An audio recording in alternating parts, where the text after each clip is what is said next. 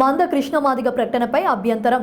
ఇండిగబిల్లి దేవుడు బాబు మాదిగ ఉద్యమ నాయకునిగా మంద కృష్ణ మాదిగను తాము గౌరవిస్తామని, కానీ వ్యక్తిగత రాజకీయ ప్రకటనలు చేస్తే తీవ్రంగా ఖండిస్తామని రాష్ట్ర ఎంఆర్పీఎస్ ఉపాధ్యక్షుడు ఇండిగబిల్లి దేవుడు బాబు హెచ్చరించారు. ఈ మేరకు అనకాపల్లి జిల్లా సబ్బవరం మండలం వైఎస్ఆర్ కాంగ్రెస్ పార్టీ కార్యాలయంలో మండల ఎంఆర్పీఎస్ నాయకులతో ఏర్పాటు చేసిన విలేకరుల సమావేశంలో ఆయన మాట్లాడారు.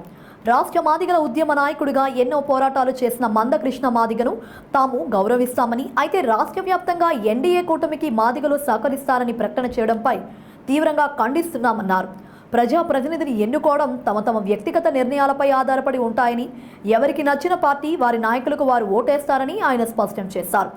సబ్బవరం మండలం ఎంఆర్పీఎస్ మాదిగలు అందరూ తప్పక వైఎస్ఆర్ కాంగ్రెస్ పార్టీకి సహకారం అందిస్తున్నట్లు ఈ సందర్భంగా ప్రకటించారు.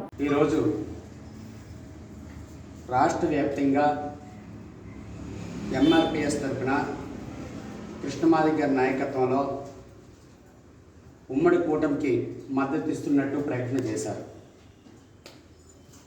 ఆయన ఆంధ్రప్రదేశ్లోకి వచ్చి బీజేపీ, జనసేన, టీడీపీ కూటమి అంటే ఆయన ఇండివిజువలిటీ. ఎందుకంటే ఆయన తెలంగాణకు చెందినటువంటి వ్యక్తి.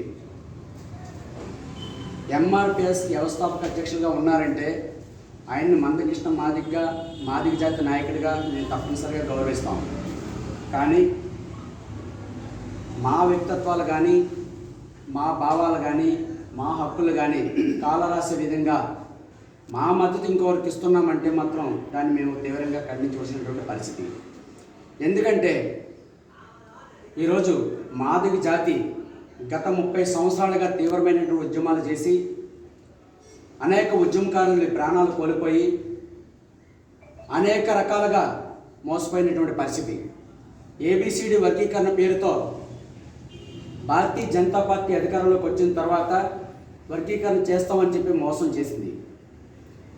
మొన్న తెలంగాణలో ఎన్నికలు జరిగినప్పుడు మా జాతి నాయకుడైనటువంటి కృష్ణమాదిగ గారు సమక్షంలో వర్గీకరణ చేస్తామని చెప్పి మాట ఇచ్చారు. అంటే గతంలో 5 సంవత్సరాలు నరేంద్ర మోడీ గారు ప్రధానమంత్రిగా ఉన్నారు. మళ్ళీ గెలిచిన తర్వాత మరో 5 సంవత్సరాలు ప్రధానమంత్రిగా ఉన్నారు.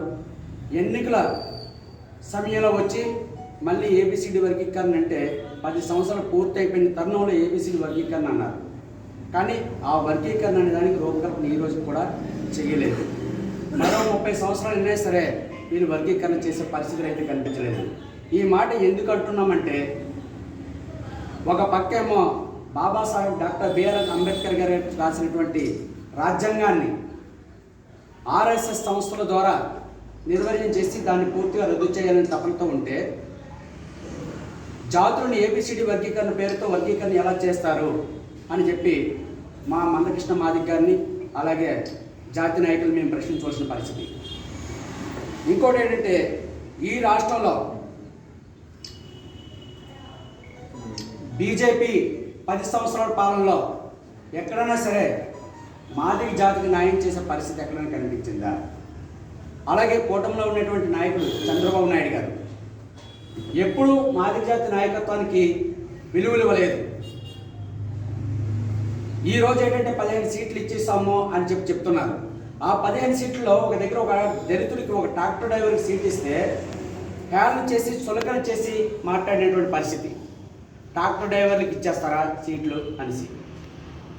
ఈ పరిస్థితిలో కూటమికి మేము ఓటు వేయాలంటే కృష్ణమాదిగ గారు ఇచ్చినటువంటి పిలుపు ఏదైతే మద్దతు మేము మాదిగ జాతి అంతా మద్దతు ఇస్తుందని చెప్తున్నారో, ఆంధ్రప్రదేశ్లో ఉన్నటువంటి మాదిగ జాతి నాయకత్వం ఉసిరిపాటి బ్రహ్మయ్య మాదిగ గారు కానీ, పరసపోగు శ్రీనివాసరావు గారు కానీ, అలాగే కోరిపాటి ప్రేమకుమార్ గారు కానీ, తెన్నేటి కిషోర్ గారు కానీ, ఇలాగా చాలామంది మాదిగ రాష్ట్ర నాయకులు ఎంతోమంది ఉన్నారు. వీళ్ళంతా కలిపి దీన్ని తీవ్రంగా ఖండిస్తున్నారు. మందకృష్ణ మాదిగ గారు ఒక ఉద్యమ నాయకుడు. ఉద్యమానికి మీరు ఏదైనా పిలుపునివ్వండి, జాతి కోసం మేలు చేస్తే పిలుపునిస్తే దాన్ని మేము ఆచరణ చేస్తామని తప్పితే రాజకీయపరమైనటువంటి సిద్ధాంతాలతో మీరు మాట్లాడితే మాత్రం దాన్ని మేము తీవ్రంగా వ్యతిరేకించవలసిన పరిస్థితి.